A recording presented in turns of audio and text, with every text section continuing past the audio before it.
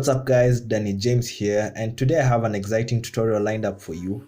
We are going to be learning how to transition using the scrapbook effect, and hopefully you'll be able to pull off this look in one of your next projects. Also subscribe if you're new here because I upload weekly editing tutorials. Give the video a like, and without further ado, let's get right into it.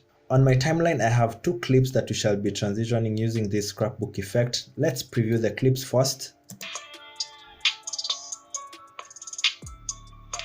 Yeah, it's just a basic cut. What I'd advise, right when the second clip begins, I'd recommend you to take a screenshot right here on this export frame, and if you cannot find it, there is this plus sign and you can find these buttons and the camera should be right there. So I'll take this, even though it's not really necessary. I'll export it right on my downloads folder and I'll hit OK. Now we go into Photoshop. I'll create a new file. It should be the same dimensions as what you'll be working on Adobe Premiere. So I'll hit create. It's a 1920 by 1080. We are going to be dragging a few photos that we're going to be using to make this scrapbook.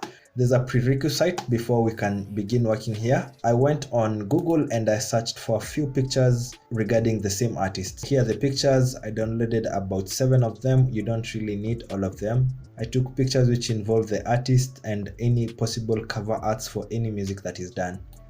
Basically what I did, I went into Google and searched for the artist name, like Boutros in this case, went right into images, and you can find anything that you like. I was able to find some of the eye-catching photos I took and I downloaded them, just like these ones here and here. And then I also opened another tab and searched for any cover arts with regards to any song that is produced. So you can see I was able to find like this one here, and there's more. If you just keep on searching, you can find something to use.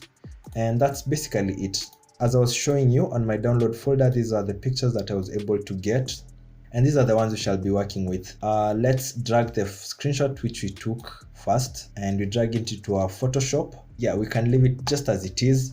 And then the next thing, let's try getting a selection of these artists. I'll pick this quick selection tool, make it a little bit big, and go around the artist.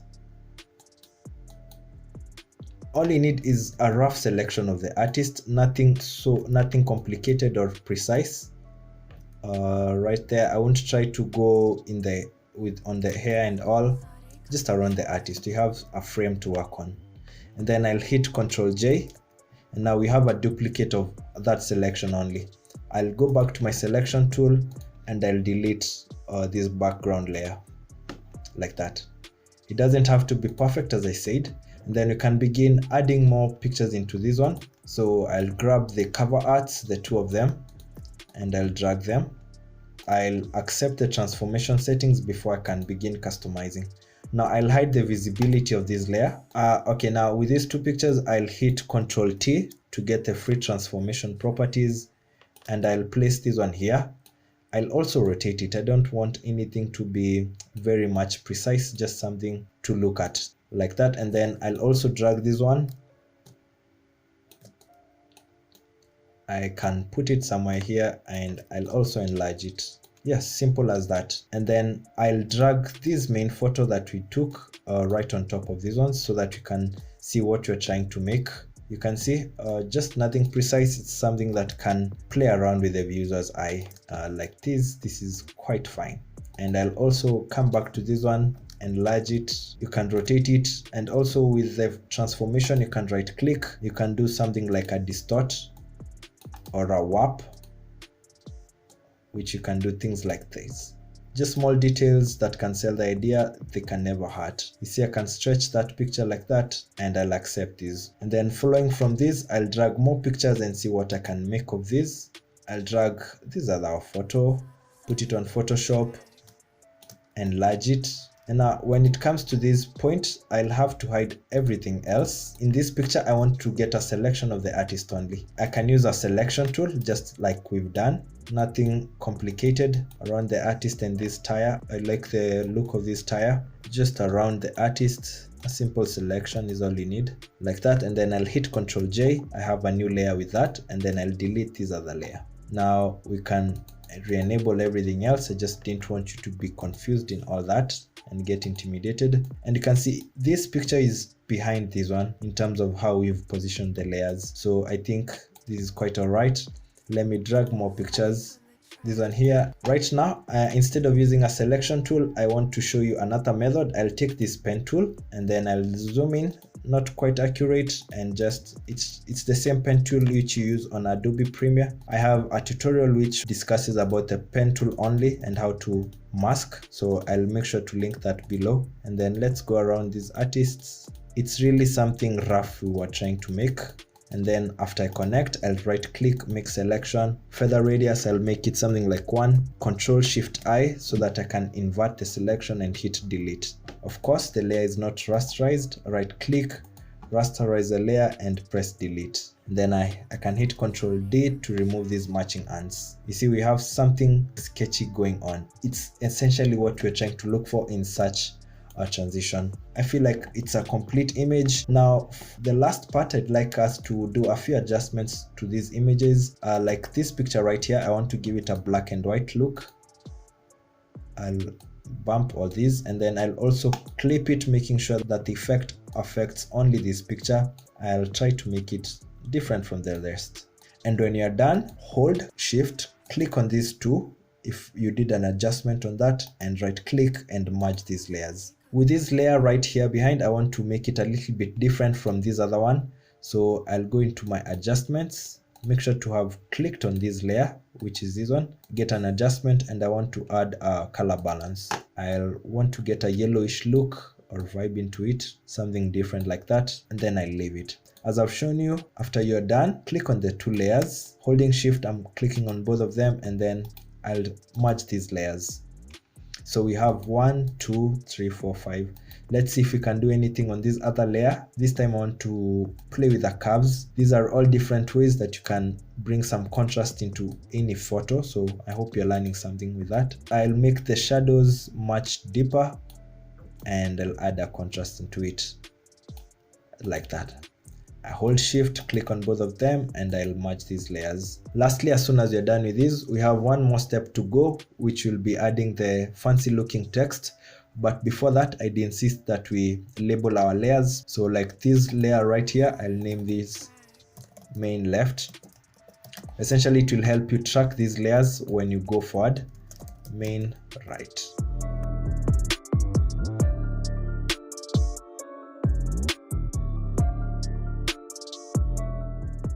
Now let's add the fancy looking text. There's a cool website which can help with all that. I'll go right into Google. It's jenniferdewalt.com, but I'll make sure to link it. Now you can add your Ransom note text. As you see, it will take a few seconds to generate that fancy looking text. Just be patient with it. Yeah, it has given me this. If you don't like what you see, you can keep on clicking and see the different outcomes that you get. I'm liking the vibe from this one. All you have to do, you have to right click on each of them. You can copy, go to Photoshop, hit paste. Now you can see I have that letter B, and I'll keep on doing the same for the rest of the other letters.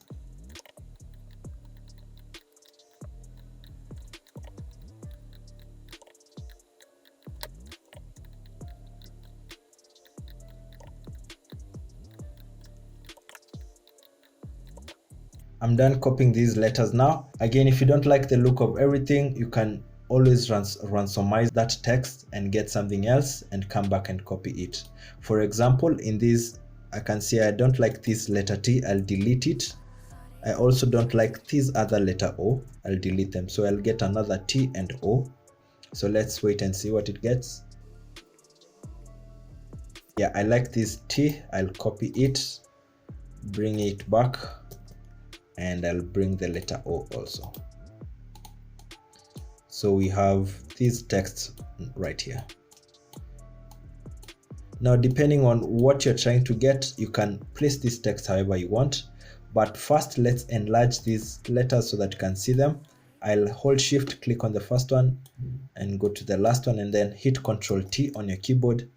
You can enlarge them. I also feel like this letter B is a little bit too dark for this vibe, so I'll get something else.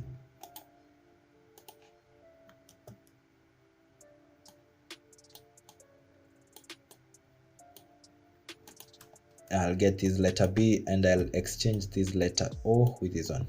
Now at this point, it's up to you to configure how you want to put your text. There you can put it as randomly as you want. You can also hit Ctrl T on any layer, like let's say letter B, I'll hit Ctrl T, I'll rotate it just a bit. I'll do the same with other letters.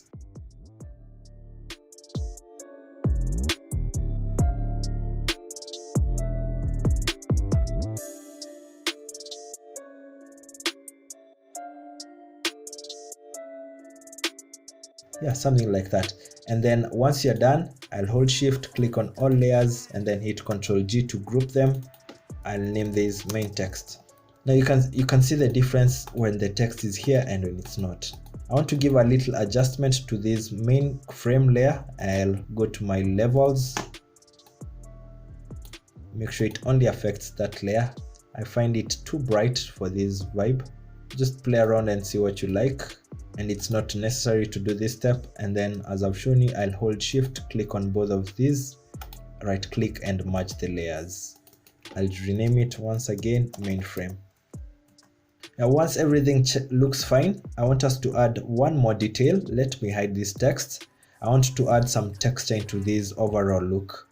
So what I want to do, I'll go to my Google and look for a dust texture. Go to images, and then you can go to tools. These are little tricks. You can go to tools and select a large size so that it gives you a file size which is actually very big. This one looks quite okay. Let me preview it. You don't need to download it, just copy it, copy image, go back to Photoshop and paste it. Ctrl T will enlarge this one, and then go to your blending modes and put soft light. You can see the small difference it makes. If you are trying to fine tune everything, you can change this filling and opacity.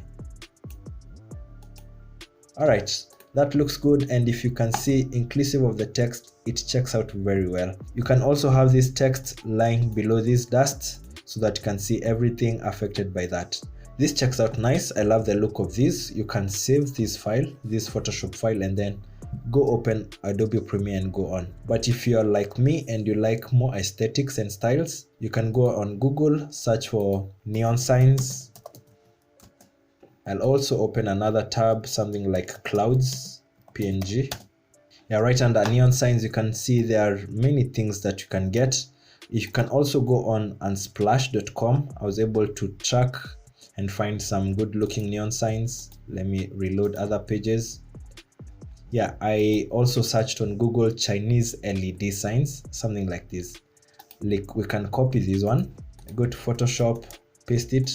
Let's play with the blending mode. Yeah, like this linear dodge looks nice. I'll place it right behind, and then I can also enlarge it. You see what I mean about these little details? I feel like it brings an entire different look into this picture. You can see without it and with it. You can go on and play around and see what you like. You can get these Chinese LED signs, neon signs, and we can also add some clouds. Let me see if I can find a good PNG file for these clouds. So this seems to be taking long. I can't get clouds, but I did download a few other elements that you can play with. You can see I got these LED signs, and I also got this lightning. So let's bring this one into Photoshop. Immediately you can see it covers everything. We can enlarge it, move it to the side that we think we might like, and then change the blending mode, not soft light, screen or lighten, like that. And now at this point, since it's causing distraction to this layer, we'll drag it right below, drag it,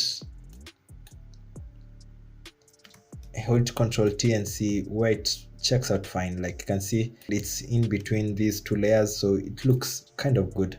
So remember to play around with the layer styles and how you arrange them, but remember the dust particle or the dust texture to be on top and to be on soft light, and everything else it's actually dependent on you. You can see this lightning. Let me rename this lightning aesthetic AE.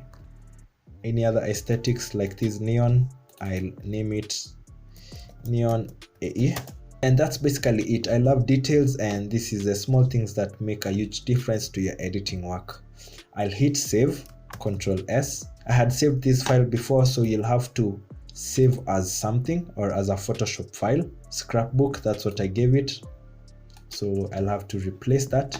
And now we are done working with Photoshop. You can always come back and adjust a few things. Like I can see there is a space right here. Let me identify the layer which is dealing with that, and I'll enlarge it. Hit Ctrl S, and then it's time to close Photoshop. Now on Premiere, things shouldn't be hard to work now. I'll mute this audio track, and then I'll move this video a little bit to the right. And now it's time to bring the Photoshop file that we are working on. Right on my Projects tab, on an empty space, you can right click. Since I can't find some space, you can just go on File and hit Import. And now I'll go to my Adobe Photoshop folder and see if I can find the file that I was working on. It should be named Scrapbook Tutorial. Yeah, this one right here, and then double click on it. This is an important step. Make sure to move from import as merge layers to individual layers. And this is why it was important for us to name our layers while on Photoshop. And then you can select the layers which you want and the ones which you don't want. Essentially, I don't need this white background, and I'll hit OK. Adobe will create a folder for you with everything, and we'll scroll to the very bottom and start dragging these pictures. So it will move from this to this. From right here, about 2 frames, I'm using my direction keys to move once, twice. I'll drag this other one so it comes this way, and then we keep on adding more layers as we go on. Then that one. And remember, on this one, we changed the blending mode, and we shall go to Effect Controls, change the blending mode. I think it was soft light. No, it was lighter color. Yeah, it was a lighter color. And then from right here, 2 frames, we keep on adding. So you can see what it's building up to. Let's go on. After 2 frames, we drag the other picture. I'll skip this lightning for now, or you can put it and see what happens. Again, for this lightning, we'll go to our Effect Controls. I think the blending mode for this was something bright.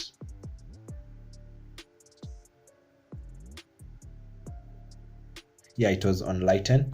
And again, after 2 frames, I'll drag the other one. 2 frames, keep on stacking, and then it's basically it. We have the letters remaining and the dust particle texture.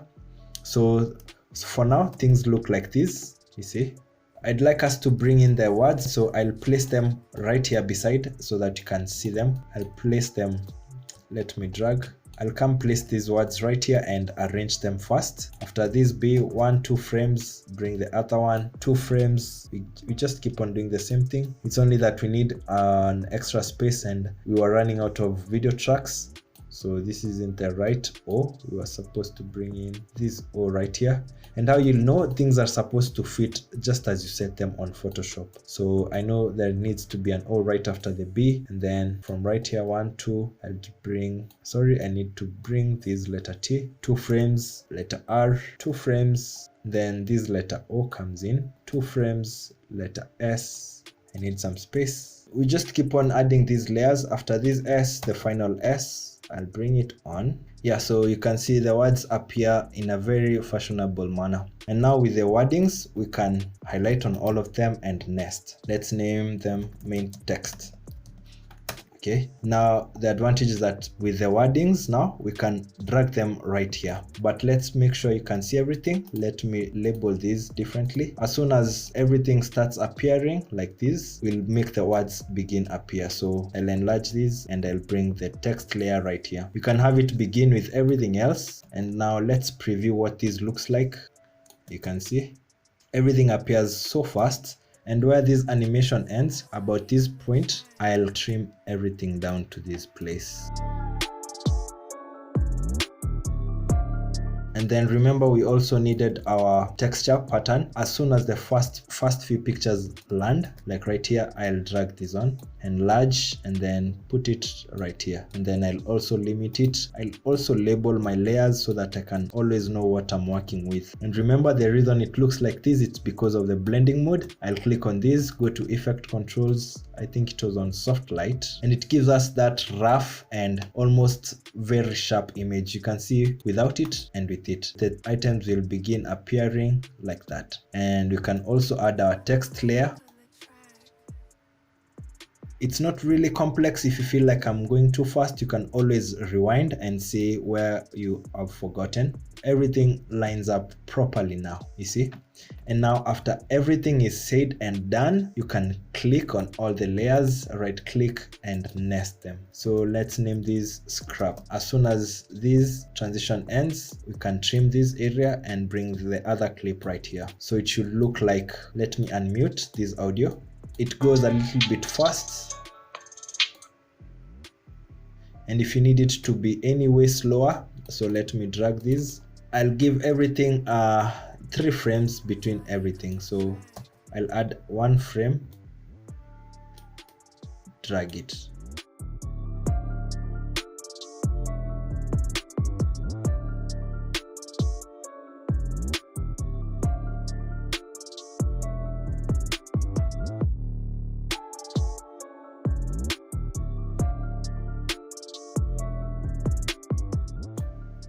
And then let's drag all these layers to the very place that they all end up. So it should look like that. And since it's a nested sequence, as soon as we've saved and we go back to our main track, it should check out. So at the end of that frame, I'll trim and I'll bring this clip here.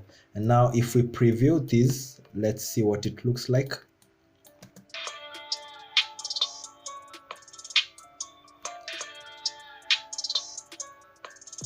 Yeah, I like the look of it. Another little details that I would add, I would transition this between this scrapbook and this video. How I'll do that, let me first of all label this so that you can see. So the scrapbook is in green. I'll go at the middle, hold shift, go to the right 5 frames, and then hit Ctrl K to make a cut. Go back to the middle, hold shift, go to the left once, which will go 5 frames, hit Ctrl K. And then these 2 right here, you can nest both of them. Transition.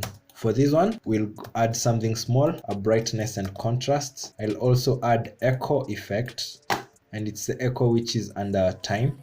I'll put it right here. And then right under effect controls, I want to keyframe at the middle of everything. Let me see, 5 frames. Right here in the middle, I'll enable this brightness stopwatch. I'll have it at 100. Okay. And at the very beginning, put it back to 0. At the very end, put it back to 0. So it brings that flash. You can add the echo operator, whether it's from add to maximum, minimum, depending on what you're looking for. I like this minimum, so like that. Let's preview this animation now.